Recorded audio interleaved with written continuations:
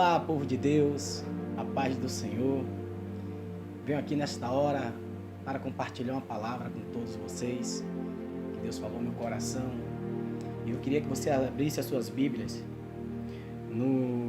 na carta aos Efésios, no capítulo de número 6, no versículo dos 10 ao 13, que diz assim: No demais, irmãos meus, fortalecei-vos no Senhor e na força do seu poder. Revesti-vos de toda a armadura de Deus, para que possais estar firme contra a astuta cilada do diabo. Porque não temos que lutar contra carne e sangue, mas sim contra os principados, contra as potestades, contra os príncipes das trevas desse século, contra as hostes espirituais da maldade, nos lugares celestiais. Portanto, tomai toda a armadura de Deus, para que possais resistir no dia mau, e havendo feito tudo, ficar firme. O Senhor tem dado ao meu coração essa palavra, e durante esses dias, sobre esse caos que está se passando pelo todo o nosso globo, nosso planeta,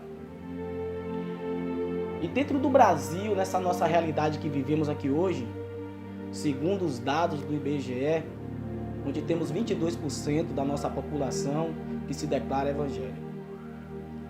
E você que se declara evangélico, porque tão somente se você se declara evangélico, você vive o evangelho. Se você se declara cristão, você vive Cristo. Então as duas coisas são a mesma coisa de palavra diferente. Vivendo Cristo e vivendo evangelho. Porque se você vive o evangelho e vive Cristo, você está vivendo ele de forma incomum e sobrenatural. Que está escrito no livro de João, que no princípio era a palavra, e a palavra estava com Deus, e a palavra era Deus. Então, quando nós declaramos a palavra, nós estamos declarando Cristo para a terra, Cristo para as pessoas, Cristo para a humanidade. E dentro desse cenário, nós estamos vivendo dias onde o mundo parou. Parou por um motivo, o qual foi anunciado, que as pessoas não esperavam. Estão vivendo hoje dias com medo. As pessoas estão sentindo medo. E a palavra diz aqui que nós vamos ter um dia que se chama de dia mau. E esse dia mau chegou. Como muitos dias maus já apareceram na nossa vida, mas esse dia mau chegou. Mas precisamos entender como é que nós estamos se comportando nesse dia. Porque o próprio texto diz que nós temos que se revestir da armadura de Deus. Se revestir dele, porque esse dia ia chegar. E tem um comando da palavra do Senhor para nossas vidas, que nós tínhamos que permanecer firmes. Permanecer firme porque a tempestade ela vai vir, o problema vai aparecer, mas como você e eu está é que vai fazer a diferença. Porque aquele que está alicerçado sobre a palavra da verdade, sobre a palavra que prevalece, ele sabe que esse dia vai existir, mas ele tem que permanecer firmes. Porque a palavra não é algo comum, a palavra ela é sobrenatural. Nós temos que saber que tipo de pessoa eu e você é. Se é pessoas naturais ou sobrenatural. Porque o texto diz que a nossa luta não é contra pessoas. A nossa luta não é contra os seres humanos.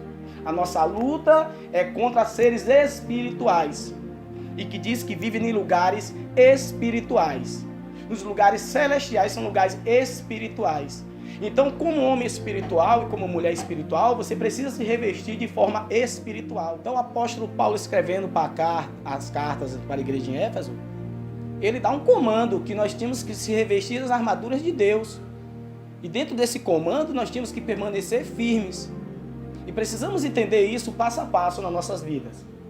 Porque ele vai descrevendo que essas armaduras tem capacete, tem espada, tem escudo, tem botas, tem cinto, tem couraça. Então todas essas armas que ele descreve, uma só arma serve para defesa e para ataque. Todas as outras armas, todos os outros a pretexto dessa armadura foram feitos para defesa. Por isso que o comando tem que permanecer firme. A única arma que é defesa e ataque é a espada, representando a palavra. Por quê? Porque nesse momento de dia mau, nós precisamos ter palavra. Quem não tem palavra nesse dia mau está vivendo com medo. está vivendo o que a televisão está mostrando dentro da sua casa.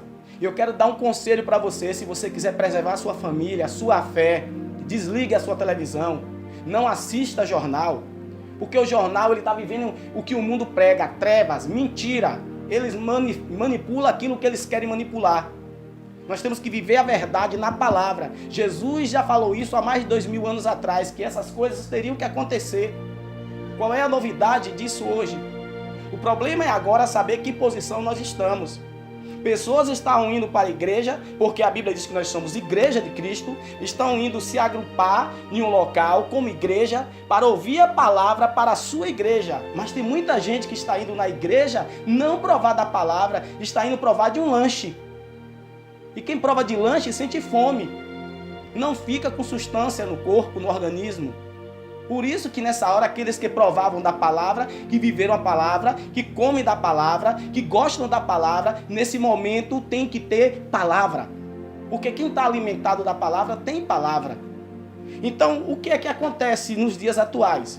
O Salmo 91, no capítulo de número 5 e 6, já está bem claro dizendo que a gente não tem que ter medo do terror da noite, nem da seta que voa de dia, nem da peste que anda na escuridão e nem a mortandade que assola meio-dia. Então a peste está andando na escuridão. E escuridão não está se referindo à noite, está se referindo à treva, está se referindo à sujeira, está se referindo à ausência de verdade. E o mundo ele já foi entregue a quem? Ao pai da mentira, ao maligno. Nós estamos vivendo no mundo, mas o mundo não prega a verdade, o mundo prega a mentira. Quem prega a verdade é a palavra que salva, que liberta, que cura, que sara. Mas a peste que está se referindo no Salmo, ela anda na escuridão, anda através da mentira, legalidade. Então hoje as pessoas estão com medo, mas ninguém tem medo quando senta nas rodas de escarnecedores para poder zombar da palavra de Deus, para poder zombar do próprio Deus. Porque vimos aí cenas aí durante carnavais aí, durante passeatas aí, onde as pessoas estão zombando de Deus, chacoteando de Deus. E eu costumo sempre dizer dentro da igreja que um dia o boleto chega.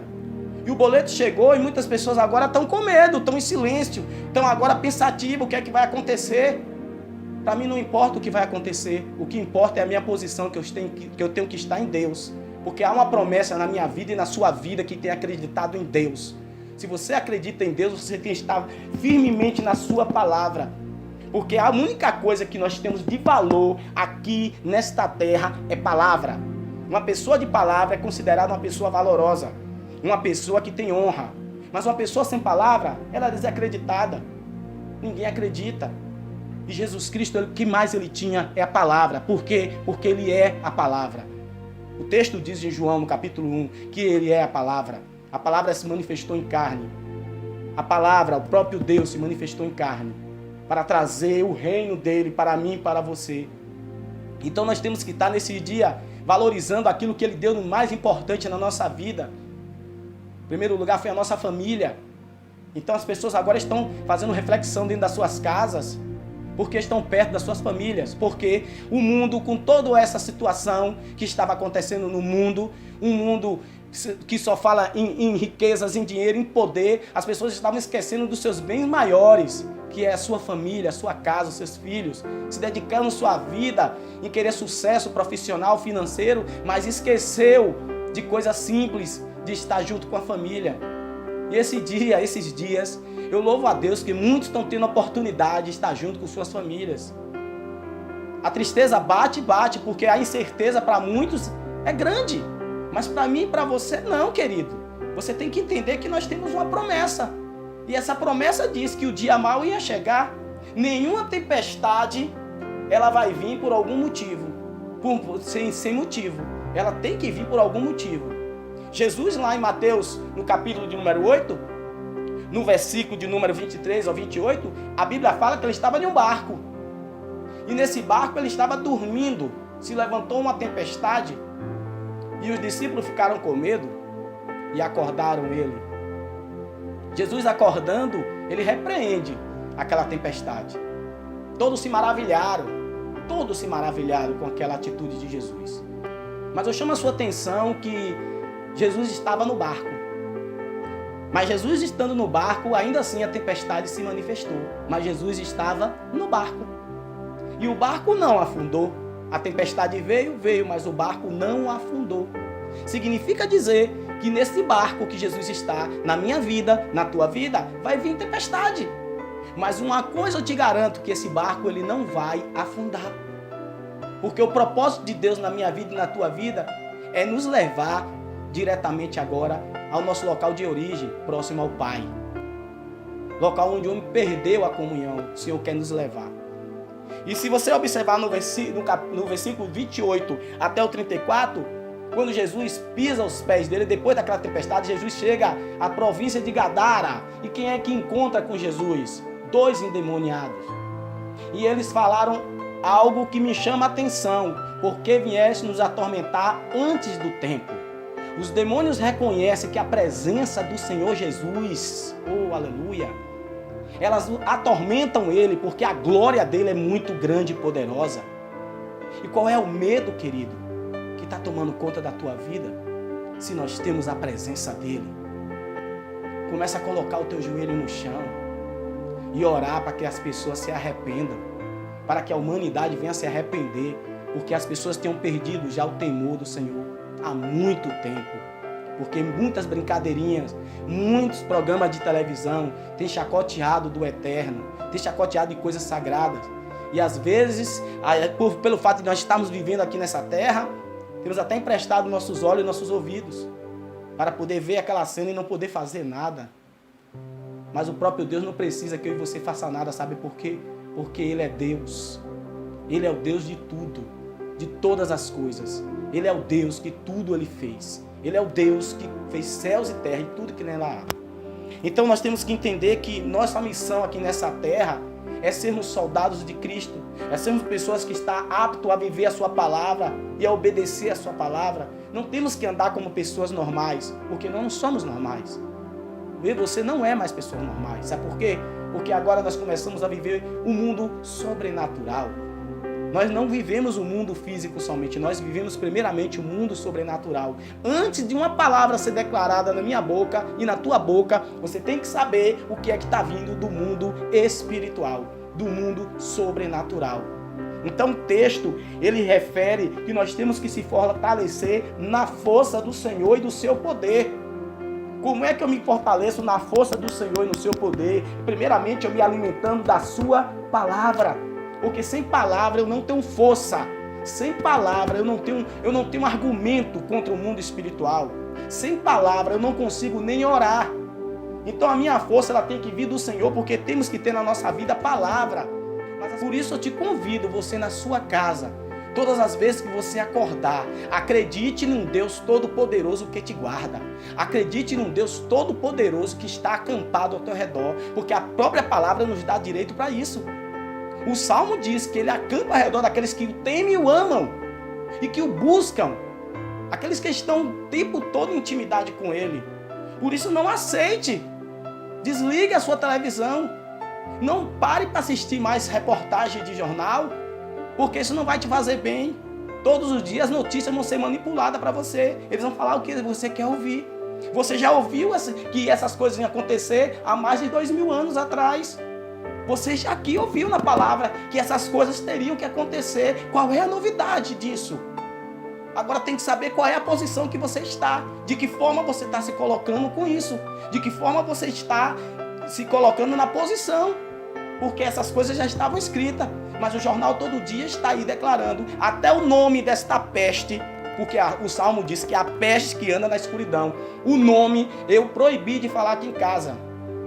Porque se você observar o nome, observe o nome, coronavírus. Corona diz que botaram esse nome corona porque vem de coroa, porque ele parece uma coroa. O vírus, o desenho dele parece uma coroa. Aí botaram coronavírus. Significa, traduzindo, a tradução desse nome, vírus coroado. A única coroa, o único rei que tem que ser coroado na minha vida e na tua vida é o Senhor Jesus. Que ele veio como servo, mas ele voltará como rei. Então eu me recuso até o nome ser pronunciado aqui dentro da minha casa. O Salmo diz que o nome disso é peste que anda na escuridão. A praga, ela assola na escuridão. mas na escuridão do que está na falta de verdade que está acontecendo no mundo. Mas eu e você que anda na luz, na palavra, nenhuma praga vai adentrar a tua tenda, a minha tenda, em nome de Jesus. Tome posse na palavra do Senhor na tua vida, meu querido. Porque o dia está mal, mas a palavra do Senhor continua sendo a mesma na minha vida e na tua vida.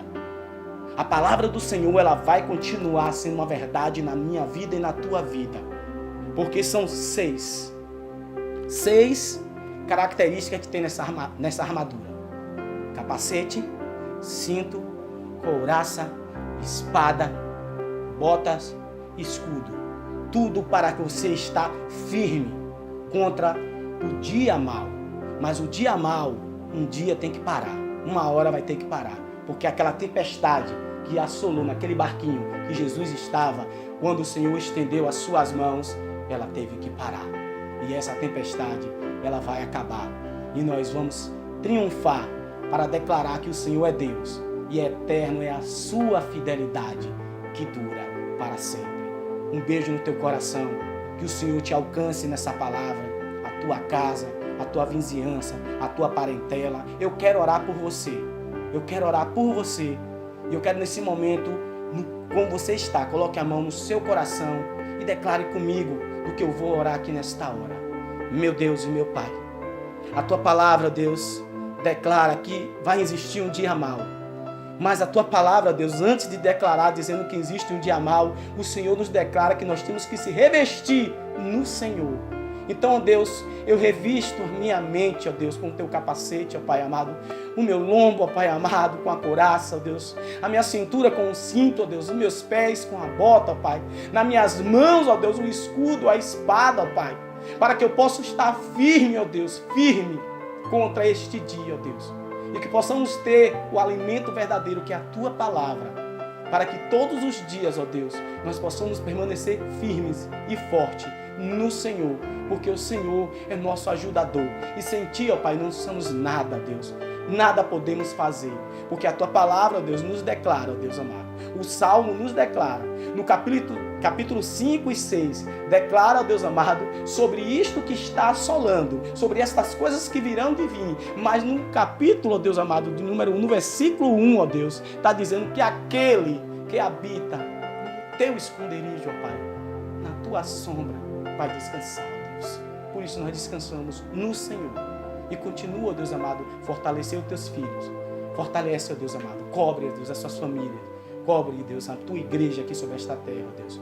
Cobre, ó Deus amado, cada cristão diante deste mundo, ó Deus amado, que está nesse momento descendo o seu joelho e clamando ao Senhor para que nenhum mal suceda, ó Deus. E que esses dias passem, ó Deus. E que a humanidade reconheça que precisa de Ti. Esta é a oração que eu faço e ligo na terra e nos céus, na certeza da vitória, que é em nome de Jesus. Amém. Glória a Deus.